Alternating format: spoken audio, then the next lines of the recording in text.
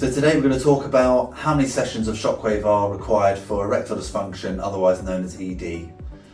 Most patients have 6 sessions on average. They're spaced a week apart. Some patients need up to 10. How we grade that is on your initial consultation.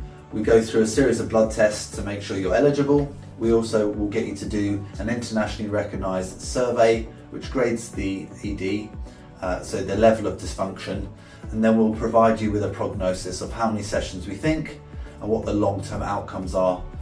Most patients need a top-up a couple of years down the line, maybe 1 or 2 sessions if needed, but the long-term results are really good. And remember, this is not like Viagra. This is not increasing blood perfusion to the penis in a one-time event. We're looking at treatment of the condition. Thank you.